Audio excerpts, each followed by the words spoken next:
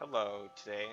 This is the third part of Cupid, even though I should be doing these by chapters for in-game. I just play until I feel like stopping. It's gonna be a bit harder now as I am using ShadowPlay today. So I don't know if it's gonna be a bit different, but it might be a little bit shorter, it might be a little bit longer, as I'm not gonna be able to see the time of how long I've been recording as OBS does. So, and if the volume's a bit very low, it's because, well, if the music is a bit very high, I don't know why. I think it's down a lot. So anyways, this is the third part. A child's voice called out from behind her. It belonged to the girl around 7, with chubby cheeks and a look of curiosity in her eyes. She wore an old blue dress, somewhat patched on the corners, but kept clean and tidy. She was not rich, but she had an air as if she owned the ground she stood on. Lady 2. Another commoner. This party is absolutely teeming with them. The Marquis loves these things. Heard he picks them randomly from the streets. Maybe I should get me one too.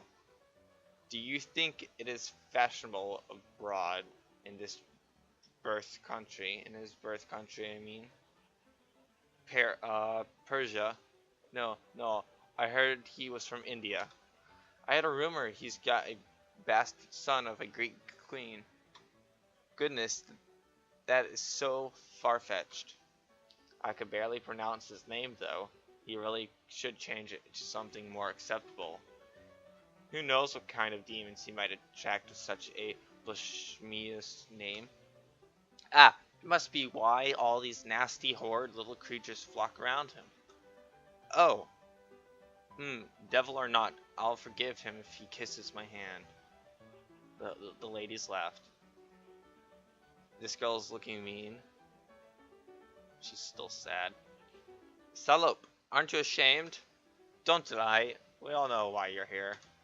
The ladies gossiped among themselves, openly ignoring the girl. The young girl took this slighting with a shrug. She approached the table and asserted her presence. What you doing? Goodness, they don't take a hint, do they? Throw something shiny, it might distract them. Hey, you've been holding that bread for a long time.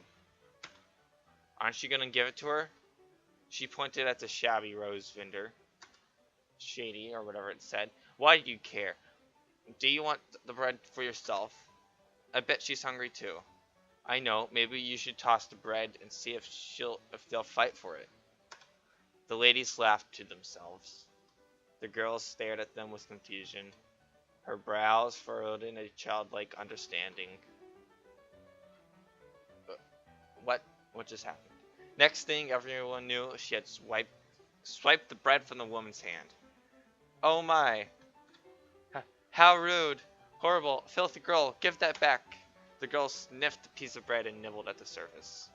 Yummy! It's still warm! She shoved the bread into the urchin's face. The scrumptious scent of the bread flooded the rose girl's nose.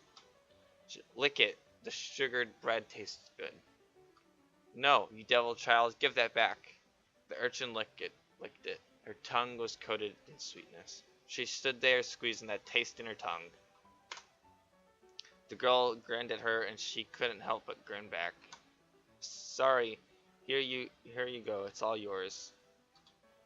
Disgusting. Like we're gonna eat anything that's been in your filthy mouth. Wow, so that is ours now. You ladies are so nice.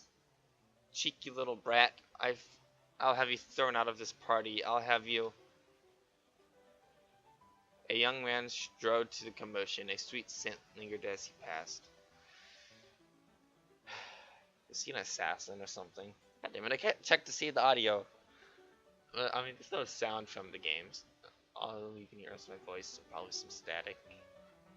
Actually, I don't think there was some static when I was testing out the recording for this. OBS, not OBS, ShadowPlay. The Rose Girl felt her mouth well up. His presence filled her body almost as if her hunger was abated. She blushed furiously. What a strange effect he had.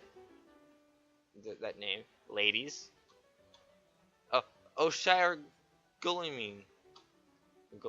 I just came to check in on my esteemed guest. Is everything alright? Are you enjoying yourselves? One of the ladies started fanning with herself with obvious annoyance. Well, these little brats have been harassing us. Yes, my lord. We were just minding our own business when this girl swiped the food off our table. Horrible little nits. The girl stuck out her tongue at them. A lady wiped her eyes in mock tears. See, look at that. It's absolutely monstrous of how these children act around adults now. There is no respect, Messiah. I will wait for the next generation. Oh, Charlotte, don't cry. Well, my lord, we would all breathe a little easier if those children were sent on their way. Yes, who knows what kind of mischief they might be up to. They might set fire to the tables, you see. Oh. Or steal our jewelry. In fact, I think my pocket watch is missing. No, how unfortunate. One of the ladies continued her childish wailing. It is Messieurs. It's unfortunate how you allow your important guests to be treated this way. Please deal with these vermin. Throw them out now. Oh, my sweet ladies, I am stricken with grief at your misfortunes. Allow me to offer my heartfelt apologies. Unfortunately, this child is my important guest today, and you are, sad to say, partly squatters. Squatters. Excuse me, Madam Charlotte of Montpelier. I don't remember sending you an invite. Same as you, Lady Antina of Venus and Lady Claudia. Most people I invite are huge patrons of music. That is why they are here today. They came to listen to Mademoiselle Catherine Louis Pride.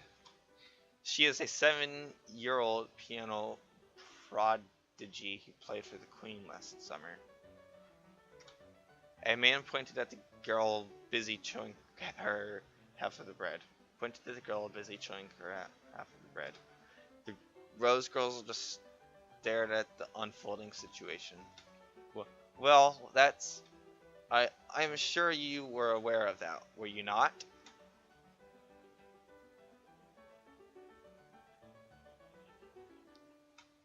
No matter, I am always happy to see you, ladies. It is my pleasure to have you here. But I hope you don't mind giving some of the food away to my townspeople.